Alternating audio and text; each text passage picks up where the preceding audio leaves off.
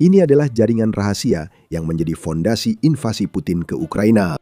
Kapal-kapal mencurigakan berlayar di seluruh dunia, mengirim minyak ilegal ke pembeli dan mengalirkan uang ke mesin perang. Ini adalah senjata paling berharga Rusia, tetapi Prancis baru saja menunjukkan kepada seluruh dunia bagaimana cara melumpuhkan senjata itu, dan mereka melakukannya tanpa melepaskan satu tembakan pun. Di Atlantik, Prancis melakukan sesuatu yang membuat Putin sangat marah. Kapal tanker armada bayangan telah selesai. Prancis menjadi pemburu yang selalu dibutuhkan Ukraina. Jika Presiden Volodymyr Zelensky menginginkan, ini bisa jadi awal sesuatu yang lebih besar. Semuanya dimulai pada pagi hari tanggal 31 Mei. Pada dini hari itu, sebuah kapal bernama Tagor melintas di perairan internasional. Sekilas, Tagor tampak seperti kapal tanker pada umumnya. Namun kenyataannya tidak demikian. Jika ditelusuri lebih dalam, kapal ini adalah bagian dari Shadow Fleet, jaringan kapal Rusia yang berlayar di bawah bendera negara lain untuk mengangkut minyak Rusia ke negara-negara lain. Itulah yang sedang dilakukan Tagore. Kapal itu berlayar di bawah bendera Kamerun saat melanjutkan perjalanannya menuju kota Limbe yang juga berada di Kamerun. Sekali lagi, tampaknya tidak ada masalah. Namun Tagor bukan berasal dari Kamerun. Kapal itu terkait dengan Mohamed Hussein Shemkhani, seorang taipan pengiriman minyak yang dicurigai mengangkut minyak Rusia dan Iran guna membantu rezim kedua negara menghindari sanksi. Shemkhani juga kebetulan adalah putra dari Ali Shamkhani yang merupakan penasihat mantan pemimpin tertinggi Iran, Ali Khamenei, sebelum ia tewas saat berhadapan langsung dengan bom penghancur bunker dalam 24 jam pertama operasi Epic Fury di Iran. Tagor bukanlah kapal tanker minyak biasa. Ini adalah kapal yang harus segera dinonaktifkan. Saat Tagor menyeberangi Samudra Atlantik, awaknya mungkin mengira mereka berhasil melakukan aksi licik lagi. Itu benar-benar terjadi, tepatnya dilakukan oleh Prancis. Kapal Prancis datang, tipu daya Tagor terbongkar. Pelaut Prancis naik ke kapal itu, menangkap kaptennya dan menyita kapal tersebut. Tapi itu belum menceritakan keseluruhan kisahnya. Rincian operasi ini sebagian besar masih dirahasiakan, namun ada beberapa informasi yang mulai terungkap. Menurut Kiev Post, sekarang kita tahu lebih dari sekedar tujuan Tagore. Kita tahu dari mana kapal itu berasal. Kapal tersebut berlayar dari kota Murmansk di barat laut Rusia, yang langsung menandakan bahwa itu bukan kapal berbendera Kamerun meskipun tujuannya ke sana. Kapal ini membawa kargo ilegal dari Rusia. Prefektur Maritim Atlantik Prancis juga mengungkapkan bahwa penangkapan kapal tersebut terjadi jauh di perairan internasional, lebih dari 400 mil laut di sebelah barat pantai semenanjung Brittany, Prancis. Kapal Rusia mencurigakan itu memiliki 23 awak saat ditangkap dan tidak menanggapi perintah kru Prancis yang akhirnya menahan mereka. Itu praktik standar kapal armada bayangan. Jika tertangkap, tetap diam. Putin tak perlu siapapun membocorkan pengiriman minyak rahasia Rusia. Jadi itulah peran Prancis dalam penangkapan ini, tapi ceritanya belum selesai. Semua ini tidak akan mungkin terjadi jika Prancis tidak mengambil inspirasi dari The Beatles dan berhasil berkat sedikit bantuan dari teman-temannya. Negara yang selama ini jadi lawan Putin sejak invasi Ukraina kini menawarkan bantuan, bahkan helikopter kepada Prancis dalam operasi ini. BBC melaporkan Kementerian Pertahanan Inggris mengonfirmasi telah menyediakan helikopter untuk membantu Prancis menangkap Tagore. Sekali lagi, detailnya masih sangat minim. Kita tahu bahwa tidak ada tembakan yang dilepaskan dalam penyitaan kapal tersebut. Inggris menyatakan helikopter itu sebelumnya di atas HMS Somerset dan terlibat pelacakan serta pemantauan untuk mendukung operasi Prancis. Helikopter bisa melayang berjam-jam di atas kapal armada bayangan, terus memberitahu posisinya ke kapal lain yang ingin menahan kapal pelanggar. Itulah yang kemungkinan terjadi 31 Mei. Inggris melacak, Prancis menyitanya. Seperti yang akan segera Anda ketahui, Prancis semakin efisien dalam menghadapi armada bayangan Rusia, dan memang harus begitu ketika berhadapan dengan Tagor karena kapal itu adalah pelanggar berulang. Prancis dan banyak negara lain telah mengetahuinya selama bertahun-tahun. Menurut Euromaidan Press, kapal tersebut telah lama dikenai sanksi oleh AS, Ukraina, Inggris, Swiss, dan Uni Eropa. Dan kapal ini termasuk di antara banyak kapal yang menurut intelijen militer Ukraina merupakan bagian dari armada bayangan. Kapal itu sebelumnya juga pernah berlayar di bawah bendera Guinea, sehingga klaim Rusia bahwa kapal itu milik Kamerun semakin lemah. Tagor telah berlayar ke banyak negara, sering bepergian dari pelabuhan Baltik Rusia ke tempat seperti Thailand, India, Vietnam, Mesir, Arab Saudi, dan Uni Emirat Arab. Tagore adalah kapal penting bagi Rusia. Kini kapal itu hilang, membuat Rusia sangat marah. Juru bicara favorit Putin, Dmitry Peskov, telah banyak membahas tindakan Prancis pada 31 Mei. Kami menganggap tindakan ini ilegal dan hampir seperti pembajakan internasional, kata Peskov, lalu menyatakan Rusia sedang mengambil langkah untuk mengamankan kargonya. Wah, Dmitry, kamu sudah membocorkan rahasianya. Ingat, ini kapal tanker armada bayangan dan seharusnya milik Kamerun. Kamu tidak bisa begitu saja mengatakan bahwa kargo di kapal ini adalah milik Rusia, kecuali kamu memang ingin orang-orang tahu bahwa segala sesuatu tentang kapal ini dan pelayarannya adalah ilegal. Presiden Prancis Emmanuel Macron merespons ocehan Peskov di X pada 1 Juni. Macron menyatakan tidak bisa diterima kapal menghindari sanksi internasional, melanggar hukum laut, dan mendanai perang yang terus dilancarkan Rusia terhadap Ukraina selama lebih dari 4 tahun. Ia menambahkan, kapal-kapal ini yang tidak mematuhi aturan dasar navigasi laut juga menjadi ancaman bagi lingkungan dan keselamatan semua orang. Sekarang giliranmu, Rusia. Akan menarik untuk melihat apa yang akan dilakukan Rusia untuk memastikan keamanan kargonya sekarang setelah kargo tersebut berada dalam penguasaan Prancis. Sejauh ini, yang dilakukan Rusia hanyalah meminta informasi tentang susunan kru yang menahan Targor sambil mengeluh bahwa mereka belum diberitahu tentang tindakan apapun yang telah diambil Prancis terhadap kapal tersebut.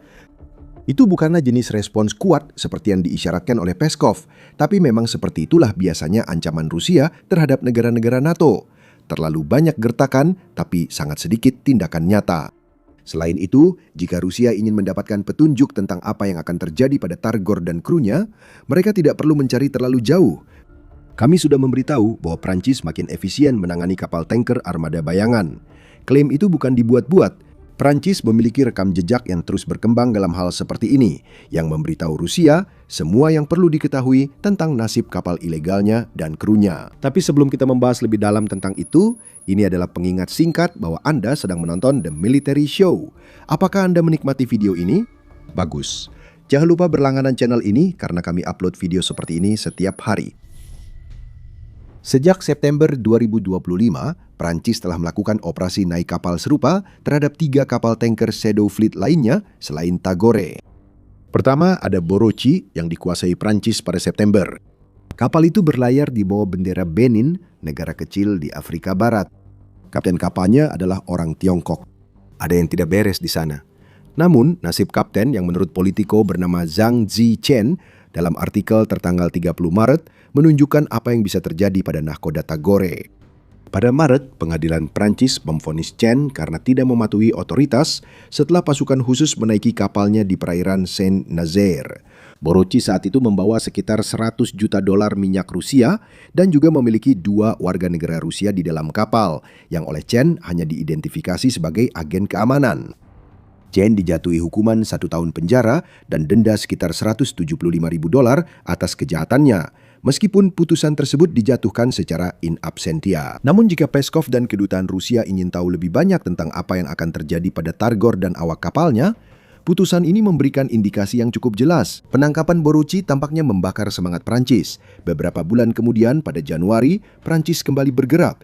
Kali ini, targetnya kapal layar Rotter dan Raja Dosa bernama Grinch.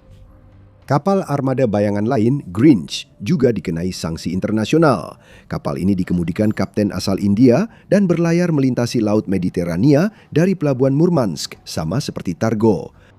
Kali ini, kapal Rusia itu berlayar dengan bendera Kepulauan Komoro. Kapal tersebut akhirnya berlabuh dan dijaga di pelabuhan Prancis dekat Marseille. Grinch tampaknya dibebaskan Prancis usai pemiliknya membayar denda jutaan dolar. Setidaknya itulah yang disarankan oleh Moscow Times karena mereka mengklaim bahwa pada bulan Februari, Prancis membebaskan kapal armada bayangan yang dicurigai yang bukan Borodai. Sebuah kapal Rusia mencurigakan kembali mengalami nasib buruk pada Maret. Kali ini kapal yang dimaksud bernama Dana yang berlayar dari, bisa ditebak, Murmansk, kali ini dibawa bendera Mozambik. Kamu mungkin mulai melihat pola, khususnya soal pelabuhan Rusia dan penggunaan negara Afrika untuk menjaga armada bayangannya tetap beroperasi diam-diam. Tipu daya gagal untuk Dana. Kapal itu bernasib sama seperti 2 kapal sebelumnya dan 1 kapal yang digeledah Prancis pada 31 Mei.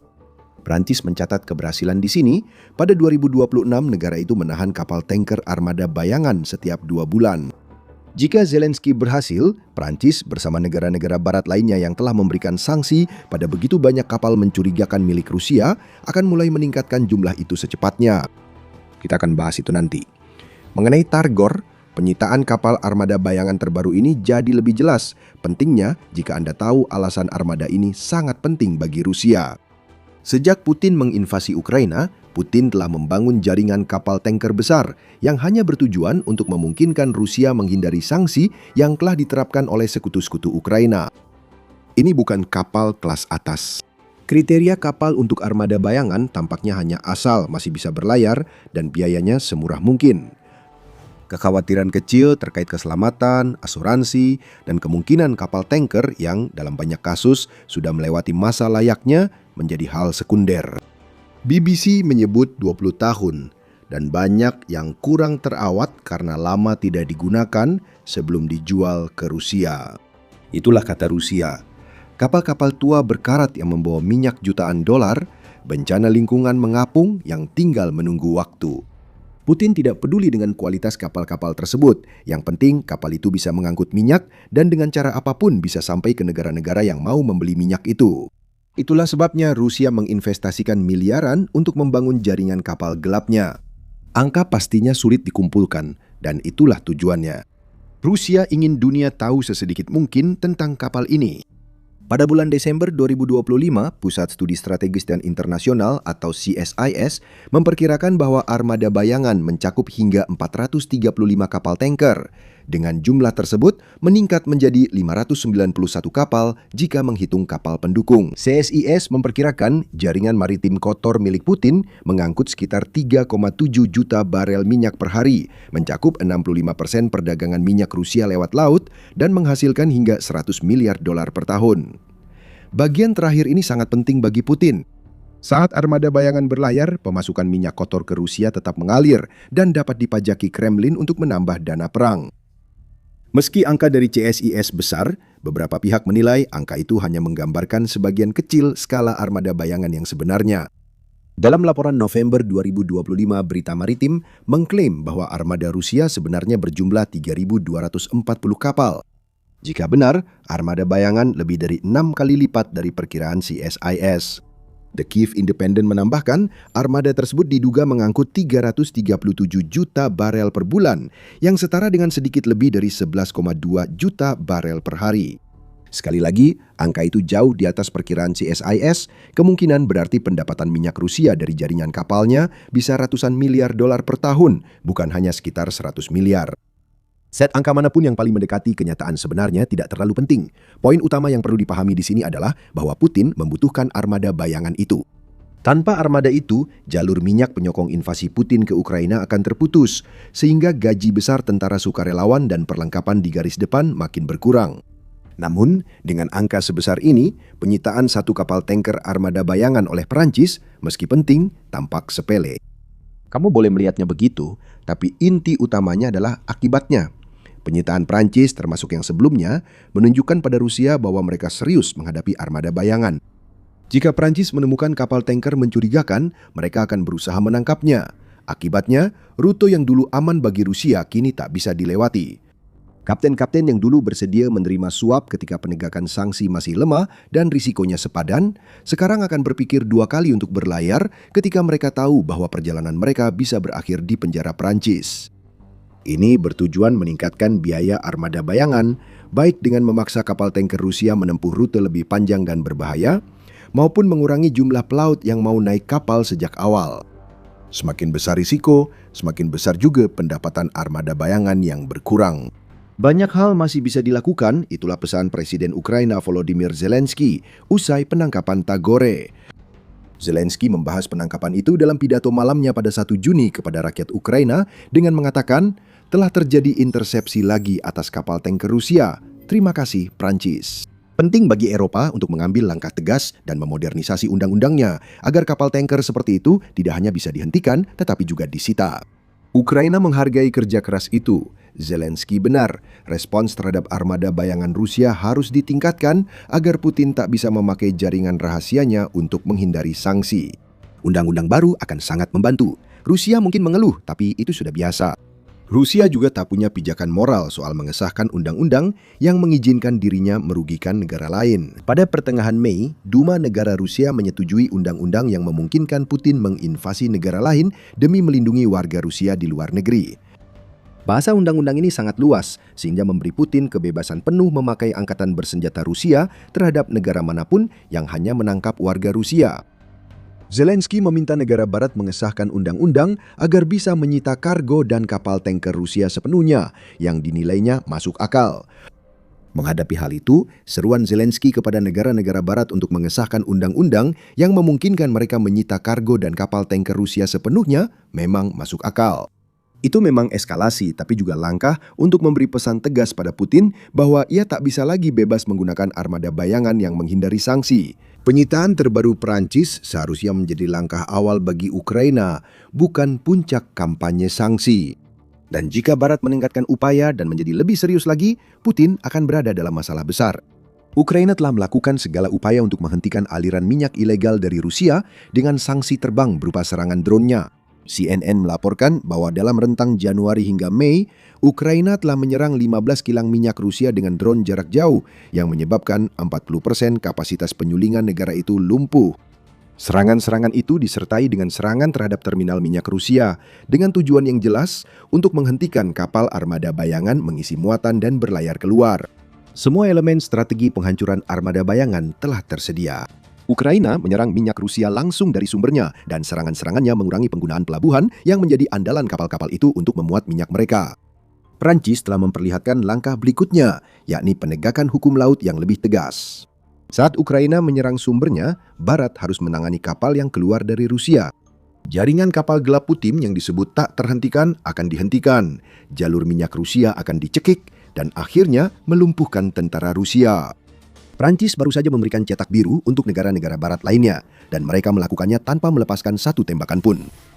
Ketika Rusia menginvasi Ukraina, Putin mengira dia sudah memiliki semua pertahanan yang dia butuhkan. Ukraina toh tidak bisa menyerang Rusia. Ukraina tidak punya rudal. Apa yang perlu dikhawatirkan Rusia? Si kaisar gadungan itu segera dinobatkan sebagai penguasa Ukraina. Tapi sang kaisar telanjang. Dan begitu juga negaranya. Rusia kini telanjang di hadapan Ukraina, membuat Putin berkali-kali terkena serangan ke bagian paling vitalnya. Pukulan demi pukulan menghancurkan segalanya di Rusia saat Ukraina berubah dari mangsa menjadi pemangsa. Ukraina kini menjadi pemburu di udara. Mereka menguasai langit, sementara seluruh jaringan pertahanan Rusia berada di ambang kehancuran.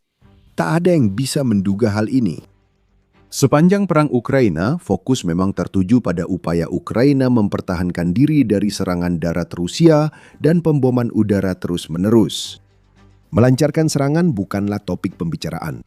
Hal itu terutama terjadi pada tahun 2022. Setahun lalu, pembicaraan masih membahas bagaimana Ukraina memanfaatkan teknologi drone canggih untuk membangun pertahanan dari serangan Rusia yang terus-menerus. Suasana hingga baru-baru ini dirangkum dengan sempurna dalam sebuah artikel Dewan Atlantik pada Juli 2025. Penggunaan kendaraan udara tak berawak yang inovatif dan berkembang pesat oleh militer Ukraina untuk membangun pertahanan berlapis sering disebut sebagai tembok drone menurut artikel tersebut. Dengan sisa fokus ditempatkan pada bagaimana pengembangan pertahanan Ukraina dapat menciptakan cetak biru yang bisa diikuti seluruh Eropa untuk membangun tembok drone yang membentang di seluruh benua mereka sendiri. Memang benar bahwa penguasaan drone Ukraina adalah dan akan terus menjadi kunci bagi pertahanan negara tersebut. Namun tahun 2026 telah membawa perubahan besar dalam cara drone Ukraina dipandang. Awalnya hanya alat bertahan untuk menghancurkan proyektil Rusia dan menambah korban di garis depan. Kini drone telah berkembang jadi mesin pembunuh sejati. Memasuki tahun 2026, ada perubahan dalam cara Ukraina menggunakan drone. Tiba-tiba, serangan jauh ke wilayah Rusia yang menargetkan infrastruktur energi dan militer mulai disertai dengan serangan di jarak menengah. Gerombolan drone baru mulai terbang melampaui garis depan, menghantam logistik Rusia, pos komando, dan jalur suplai untuk melemahkan pasukan Putin di garis depan. Ini seharusnya tidak terjadi. Ukraina menyerang dengan senjata yang awalnya untuk pertahanan, dan Rusia mulai terekspos. Bagaimana ini bisa terjadi? Salahkan kesombongan Putin dan ketidakmampuannya untuk mempertimbangkan kemungkinan bahwa Ukraina bisa mengembangkan kemampuan jarak menengah atau jauh. Putin salah. Yang membuat Putin ngeri, Ukraina memanfaatkan kemampuan drone yang berkembang untuk menyerang sesuatu yang sangat dibutuhkan Rusia guna melindungi diri dari perang drone Ukraina. Pertahanan udara Rusia telah hancur ratusan jumlahnya. Negara yang dulu jadi mangsa, kini telah menjadi predator penguasa langit. Dengan begitu, negara itu membuka kelemahan Rusia. Pasukan di wilayah pendudukan kini terbuka tanpa perlindungan udara yang seharusnya. Di Rusia, Ukraina kini tak hanya menyerang perbatasan dan infrastruktur, tapi juga aset paling berharga Rusia seperti Moskow dan Sankt Petersburg. Semua ini bagian dari rencana Ukraina. Berkat laporan kolektif sumber terbuka Tochny, kita tahu rencana ini dipersiapkan berbulan-bulan. Kolektif tersebut berhasil memverifikasi 1.530 aksi kinetik seperti yang mereka sebut terhadap target-target Rusia baik di daratan utama maupun di Ukraina yang diduduki antara Juni 2025 hingga Maret 2026. Itu istilah mewah untuk serangan drone dan rudal. Tapi yang menarik adalah target yang dipilih Ukraina dalam sebagian besar serangan ini. Dari 1.530 serangan tersebut, 493 serangan dilakukan terhadap infrastruktur pertahanan udara Rusia yang mencakup sistem pertahanan udara itu sendiri serta radar dan peralatan pendukung serupa. Itu sekitar sepertiga dari semua serangan Ukraina selama kurang lebih 3/4 tahun. Tapi itu tidak berhenti di situ. Juga pada aset A2AD di mana drone Ukraina menyerang sebanyak 433 kali. A2AD adalah singkatan dari Anti-Access Area Denial, dan ini adalah istilah militer yang digunakan untuk menggambarkan segala sesuatu yang digunakan oleh sebuah angkatan bersenjata untuk mencegah musuh mendapatkan akses ke wilayah yang mereka kuasai. Kita berbicara tentang hal-hal seperti sistem peperangan elektronik yang sering digunakan untuk membuat drone keluar jalur dan bahkan helikopter serta pesawat yang bisa digunakan untuk menembak jatuh drone yang diluncurkan Ukraina. Dengan kata lain, aset-aset yang mendukung upaya Rusia untuk mempertahankan wilayah udara di atas wilayah yang telah mereka rebut. Sejak laporan awal Tochny, Ukraina semakin fokus pada strateginya untuk menghancurkan pertahanan udara Rusia. Sekarang, 54,8% serangan Ukraina dirancang untuk menghancurkan pertahanan udara saat Ukraina melanjutkan kampanye konsisten untuk melumpuhkan negara yang selama ini berusaha merebut wilayah kedaulatan Ukraina. Ukraina kini tak hanya bertahan, tapi juga mulai menyerang, terutama lewat udara. Serangan itu terjadi karena Ukraina telah melemahkan pertahanan yang seharusnya mencegahnya. Senjata yang dirancang untuk menghancurkan drone Ukraina justru kalah oleh hal yang seharusnya mereka cegah. Sekarang, bagian lain Rusia dan wilayah-wilayah pendudukan merasakan penderitaan yang sama. Seperti kata Tochny, beruang itu telah dibutakan. Cukup lihat tindakan Ukraina terhadap Rusia di wilayah pendudukan maupun Rusia sendiri untuk memahami maknanya. Serangan itu menceritakan semuanya.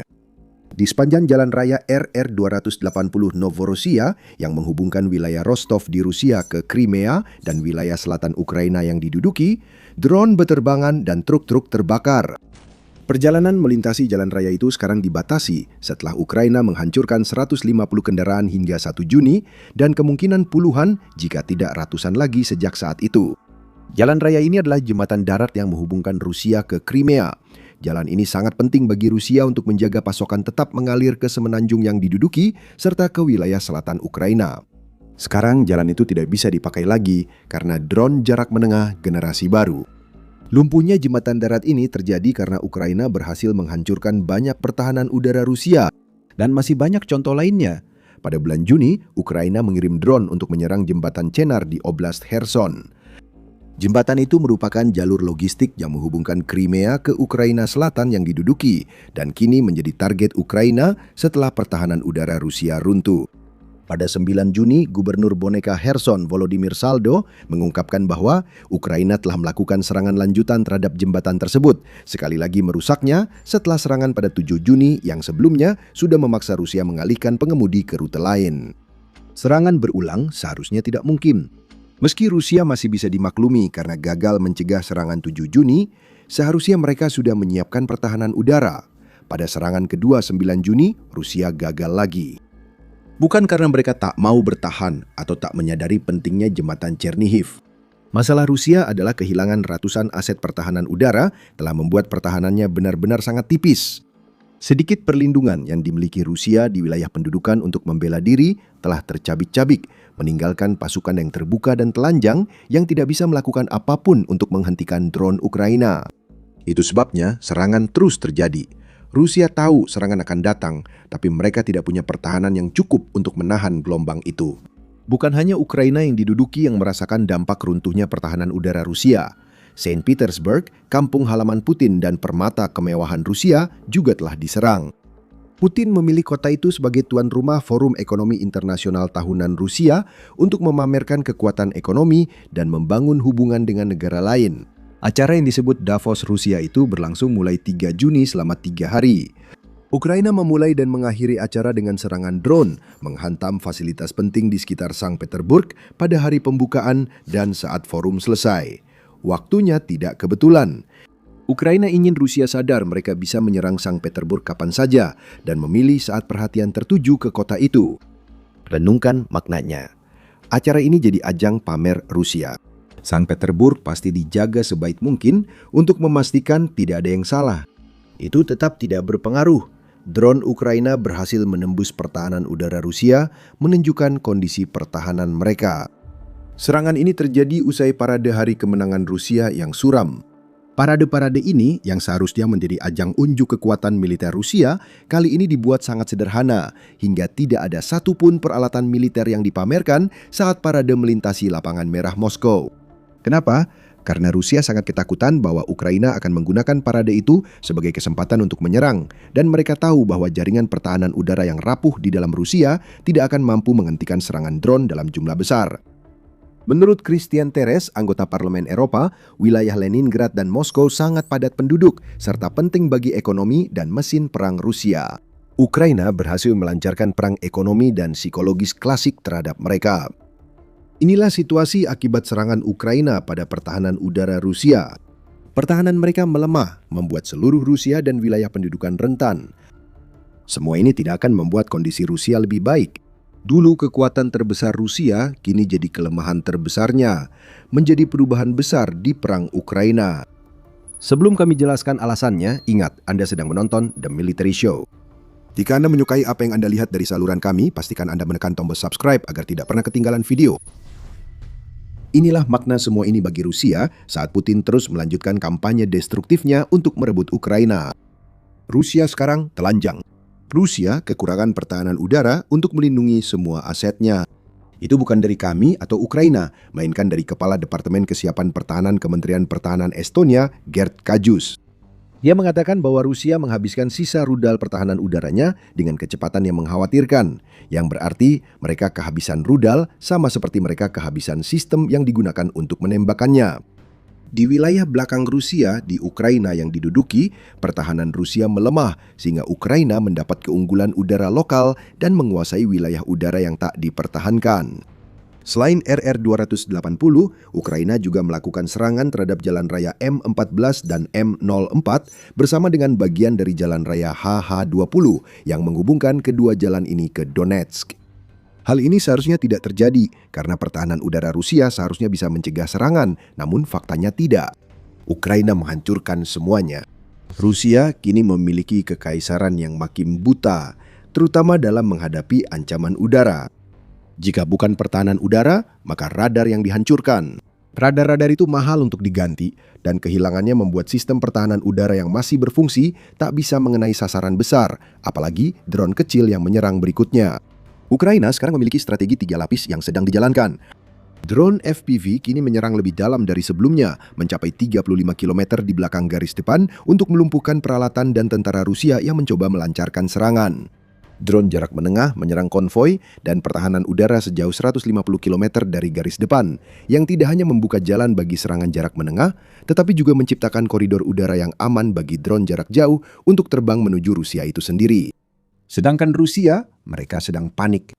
Kiev Post melaporkan para blogger militer Rusia kini menilai konvoi militer perlu radar, perang elektronik, dan sistem pertahanan udara bergerak agar terlindungi dari drone Ukraina.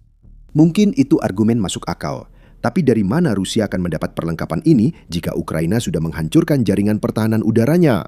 Blogger perang lain melampiaskan kemarahan ke Putin dan kroninya, menyebut mereka gagal mencapai tujuan operasi militer khusus, dan kini Rusia lebih rentan daripada saat Putin memulai invasi skala penuh pada 2022.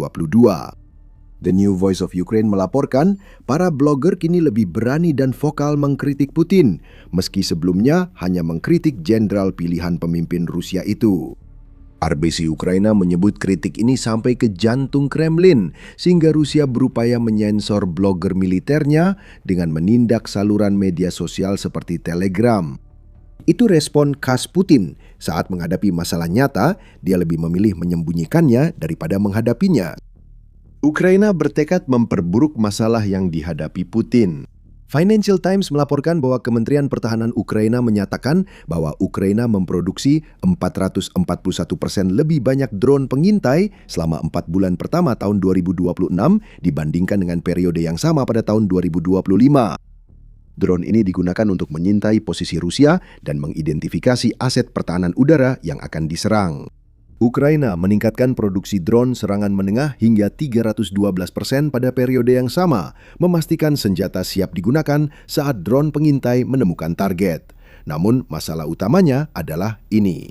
Ukraina telah menghancurkan banyak jaringan pertahanan udara Rusia, sehingga drone mereka bisa menembus kota-kota utama seperti Moskwa dan Sankt Petersburg yang sudah sangat buruk. Masalah utama bagi Putin adalah Rusia tampaknya tak punya cara nyata untuk membalikan keadaan dan memulihkan martabatnya. Rusia sedang berusaha mencari solusi. Pengembangan Zak-30 Citadel adalah salah satunya. Ini bukan senjata pertahanan udara baru, melainkan turret berbasis meriam 30 mm yang ada, dilengkapi radar, kontrol tembak otomatis, dan pelacakan elektrooptik agar bisa menembakkan amunisi airburst terprogram. Jelas bahwa Rusia sedang berusaha mencari solusi yang lebih baik untuk menghadapi drone Ukraina yang seringkali berhasil menghindari dan menghancurkan sistem pertahanan udara yang lebih canggih. Ide ini mungkin cerdas secara biaya untuk melawan drone Ukraina, namun beberapa meriam saja tidak cukup menyelesaikan masalah pertahanan udara Rusia yang lebih besar, dan kecil kemungkinan bisa dikerahkan dalam jumlah besar hingga berdampak nyata. Itu menandakan masalah nyata Rusia di balik semua ini. Menggabungkan negara dan wilayah yang diduduki, berarti Anda harus melindungi lebih banyak wilayah dengan persediaan pertahanan udara dan rudal yang semakin menipis. Solusi sementara seperti Zak-30 Citadel tidak mengatasi masalah Rusia yang tak mampu membangun sistem pertahanan udara dan rudal baru untuk menggantikan yang hilang karena serangan Ukraina. Di sisi rudal, Rusia juga memperburuk keadaannya sendiri. Euromaidan Press pada 5 Juni melaporkan Rusia mulai mengubah rudal pertahanan udara menjadi senjata untuk meningkatkan serangan rudal balistik ke Ukraina. Rusia telah menggandakan laju konversi. Artinya, serangan udaranya akan lebih kuat. Namun akibat peningkatan kekuatan ini, persediaan rudal pertahanan udara yang sudah terbatas menjadi hilang. Ini strategi pendek akal yang menunjukkan keputusasaan Rusia saat ini. Mereka mengorbankan senjata yang sangat dibutuhkan saat ini demi melancarkan beberapa serangan nekat ke Ukraina.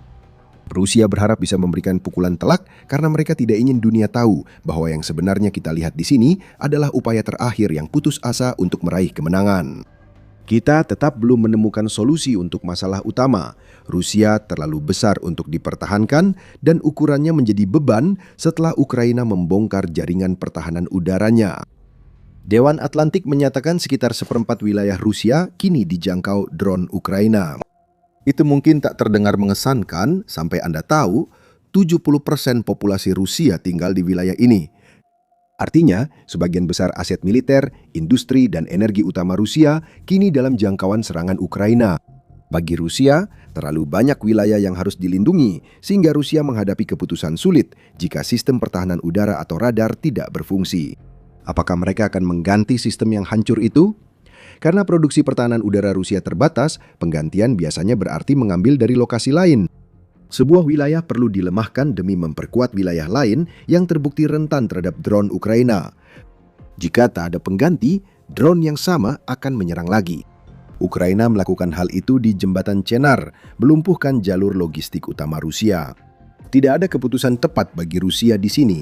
Pilihan apapun akan membuat sesuatu yang ingin Rusia lindungi dan Ukraina serang jadi rentan.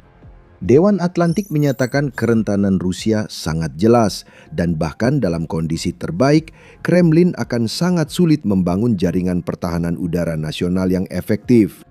Itu poin yang bagus. Bahkan jika Rusia tidak sedang menghadapi ancaman drone Ukraina yang terus berkembang, Rusia tetap tidak akan mampu melindungi wilayahnya dengan baik. Rusia akan dipaksa untuk mengandalkan ukuran wilayahnya yang luas dan harapan samar bahwa senjata yang diproduksi musuhnya tidak memiliki jangkauan untuk mengenai apapun. Ironisnya, ini membuat Rusia Timur Jauh kurang terlindungi dan Rusia tak bisa memindahkan pertahanan udaranya dari sana untuk menggantikan sistem yang hilang di wilayah terjangkau Ukraina. Kita kembali melihat banyak masalah tanpa solusi bagi Rusia. Ketika kami mengatakan Rusia itu telanjang, inilah yang kami maksud. Jaringan pertahanan udaranya yang sebelumnya sudah terlalu lemah untuk melindungi semuanya, kini telah terekspos dan dilemahkan. Ukraina akan terus membangun dan melakukan lebih banyak serangan di wilayah pendudukan yang memicu serangan tambahan di Rusia. Apa yang kita lihat di 2026 sudah mengesankan, tapi masih belum puncak kemampuan Ukraina. Dengan banyaknya pertahanan udara yang dilumpuhkan dan produksi drone meningkat, aset penting kekaisaran Rusia yang terbuka akan semakin rentan diserang. Putin akan dipaksa berlutut saat ia menengadah dengan mata berlinang yang terlihat hanya lebih banyak drone Ukraina. Strategi jenius Ukraina membuatnya bisa menyerang lokasi yang belum pernah diserang sebelumnya. Kota kelahiran Putin, Sankt Petersburg, belakangan ini sedang kurang beruntung. Pada awal Juni, Ukraina meluncurkan serangan drone yang mempermalukan pemimpin Rusia tepat sebelum konferensi ekonomi terbesar Rusia. Sekitar seminggu setelahnya, serangan susulan terjadi. Dan serangan itu sangat besar. Warga Sankt Petersburg mungkin mengira bom nuklir meledak karena Ukraina membuat bola api sangat besar hingga tampak dari luar angkasa. Ukraina telah membuat resep sempurna. Gabungkan satu bagian drone dengan 5.000 ton amunisi. Anda akan mendapat ledakan besar yang meninggalkan jejak abadi di Sankt Petersburg. Pada tanggal 5 Juni, Ukraina mengirimkan sejumlah besar drone ke Rusia. Sankt Petersburg menjadi sasarannya. Secara khusus, drone-drone Ukraina berada pada lintasan yang membawa mereka ke jantung arsenal ke-15 Angkatan Laut Rusia. Drone-drone itu melaju mulus karena pertahanan udara Rusia gagal menembak jatuh mereka. Akhirnya, setelah terbang sejauh 1.000 km, drone-drone itu mencapai target mereka, Bolshaya Izhora di wilayah Leningrad. Lalu drone-drone itu menyerang. Mereka menghancurkan salah satu gudang amunisi terpenting armada Baltik Rusia. Walau Ukraina mengonfirmasi serangan itu, saluran telegram Rusia Dosya Shpiona termasuk yang pertama memberitakan dan menunjukkan dahsyatnya serangan Ukraina. Dalam serangan itu, sekitar 40 UAV serang digunakan, 32 berhasil ditembak jatuh oleh pertahanan udara. Serangan itu menyasar hanggar penyimpanan di darat dan memicu ledakan di dalamnya menurut saluran tersebut. Vladimir Putin kemungkinan tidak senang dengan laporan itu. Ia memperketat pengawasan telegram di Rusia agar dunia dan rakyatnya tidak mengetahui keberhasilan Ukraina dalam serangan jarak jauh. Tapi yang satu ini tidak bisa disembunyikan, Vladimir Putin. 8 drone Ukraina jatuh menimpa 5.000 ton amunisi yang terdiri dari peluru artileri berbagai kaliber beserta amunisi teknik. 2 prajurit Rusia tewas dalam serangan itu menurut laporan Dosya Shpiona. Namun, ledakan besar itulah yang mengguncang Vladimir Putin dan warga Saint Petersburg. Ini bukan sekedar 8 drone meledak. Menyerang fasilitas penyimpanan amunisi sebesar itu berarti terjadi ledakan sekunder yang sangat besar hingga menciptakan bola api raksasa di gudang senjata ke-15. Saat api berkobar, penonton mungkin mengira Ukraina berhasil memperoleh senjata nuklir. Tidak, tapi Ukraina telah menyebabkan kebakaran besar yang tampak dari luar angkasa. Rekaman, baik dari darat maupun yang diambil oleh satelit, menunjukkan kepada kita besarnya serangan terbaru Ukraina. Akun Osint BX memperlihatkan tampilan gudang senjata ke-15 dari darat. Pada malam ketika Ukraina dilaporkan meluncurkan 376 drone ke Rusia, puing-puing yang sering diklaim Rusia sebagai pembunuh kembali mengenai sasarannya. Dalam rekaman tersebut, kita melihat kebakaran besar yang disertai dengan kepulan asap begitu besar hingga bisa terlihat dari beberapa kilometer jauhnya. Namun, skala sebenarnya dari serangan tersebut terungkap melalui citra satelit. Foto-foto yang diambil dari luar angkasa menunjukkan seluruh sudut gudang senjata telah dilalap api begitu besar sehingga tidak mungkin ada yang bisa selamat. Kobaran api ini seperti ditarik dari kedalaman neraka dan dihantarkan oleh drone Ukraina yang seharusnya tak pernah ada. Api menyebar, gudang senjata ke-15 tak mampu menahan. Bahkan ketika ledakan sekunder mulai mereda, api yang ditimbulkannya mulai menyebar ke pedesaan di sekitar depot amunisi armada Baltik Rusia. Rusia kurang membantu dirinya sendiri di Saint Petersburg. Arsenal ke-15 tampak mengundang serangan akibat kegagalan pertahanan Rusia yang berulang, sehingga drone Ukraina mudah masuk. Sebelum membahas lebih jauh, berikut yang sudah kita ketahui tentang operasi tersebut dan beberapa dasarnya. Tampaknya Ukraina meluncurkan 40 drone ke arah Bolshaya Izhora dan 8 dari drone tersebut berhasil menembus pertahanan udara Rusia. Militarnya menambahkan, drone Ukraina berhasil menyerang hanggar penyimpanan amunisi di darat, memicu ledakan sekunder. Sedangkan untuk fasilitas itu sendiri, Arsenal ke-15 didirikan pada tahun 1930-an untuk berfungsi sebagai basis penyimpanan amunisi Angkatan Laut yang digunakan oleh armada Baltik Rusia. Seharusnya itu kompleks, yang diperkuat dengan infrastruktur bawah tanah untuk mencegah serangan seperti yang dilakukan Ukraina. Arsenal ini adalah bagian distrik militer barat yang sering dipakai Rusia untuk kapal Baltik, pendukung, dan kapal selamnya. Ini bukan target acak. Ukraina menyerang Bolshaya Izhora untuk melumpuhkan kehadiran Rusia di Baltik. Saat asap terus naik, besarnya serangan Ukraina mulai tampak jelas. Menurut laporan 6 Juni BBC menyebut, Gubernur Oblast Leningrad Alexander Drozdenko mengklaim lebih dari 140 drone Ukraina ditembak jatuh di wilayah Leningrad. Warga telah diminta untuk tetap berada di dalam rumah, baik karena takut akan serangan lanjutan maupun karena tidak sehat menghirup asap yang dihasilkan dari 5.000 ton amunisi yang terbakar. Drozdenko hanya menyatakan serangan Ukraina menyebabkan kerusakan kecil pada beberapa bangunan dan kebakaran di fasilitas militer yang tidak disebutkan. Tanpa Drozdenko pun, foto satelit sudah jelas menunjukkan semuanya. Itu adalah serangan besar terhadap Sankt Petersburg yang oleh Rusia disebut sebagai sesuatu yang belum pernah terjadi sebelumnya saat mereka mencoba menggambarkan Ukraina sebagai pihak yang bersalah karena menghancurkan fasilitas militer di wilayah Rusia. Blok Pertahanan menambahkan bahwa besarnya kebakaran yang terjadi cukup besar sehingga memaksa pihak berwenang di Bolshaya Izhora mengevakuasi sekitar 600 penduduk dari rumah mereka, sementara layanan darurat berjuang untuk mengendalikan api tersebut. Namun layanan tersebut tidak bisa berbuat apa-apa untuk menghentikan ledakan beruntun amunisi akibat panas itu. Kehancuran Rusia akibat ledakan sekunder. Drone memang bisa merusak, tapi kejadian ini tak akan terjadi jika drone tak menargetkan 5.000 ton amunisi. Hulu ledak drone Ukraina menjadi pemicu, sedangkan amunisi Rusia yang menyebabkan ledakan selanjutnya. Detonasi sekunder menyebabkan kebakaran, mengirimkan pecahan logam beterbangan, dan menghasilkan tekanan ledakan yang memicu lebih banyak ledakan lagi. Kebakaran akibat ledakan itu mustahil dipadamkan sebelum ledakan sekunder selesai. Yang bisa dilakukan Rusia hanyalah menonton, menunggu, dan berharap agar amunisi mereka sendiri berhenti meledak secepatnya, bukan nanti. Jadi Rusia menciptakan masalah sendiri dengan menyimpan 5.000 ton amunisi di satu lokasi. Namun kenyataannya lebih buruk. Kami sudah menyatakan bahwa Rusia sama bersalahnya karena membiarkan serangan ini, seperti Ukraina yang merencanakan dan melakukannya. Itulah maksud kami. Rusia gagal melindungi amunisi yang dihancurkan Ukraina. Fasilitas bawah tanah yang disebutkan tadi tidak digunakan. Target yang mestinya butuh bom penembus bunker jika Rusia cerdas menyimpan amunisi justru dibiarkan terbuka seakan mengundang drone Ukraina menyerang. Gambar satelit juga menunjukkan bahwa Rusia tidak mengambil langkah-langkah yang diperlukan untuk melindungi gudang senjata ke-15 setelah mereka memutuskan untuk menyimpan amunisi di atas tanah. Tidak ada tanggul pelindung di sekitar bangunan di gudang senjata itu. Tanggul-tanggul ini mungkin bisa menghentikan drone Ukraina. Bahkan jika tidak bisa, tujuan utamanya adalah berfungsi sebagai penghalang antara fasilitas penyimpanan. Jika tanggul tanah sudah dipasang, api di gudang senjata ke-15 dan sekitarnya mungkin tak akan menyebar luas. Ketidakmampuan Rusia di wilayahnya?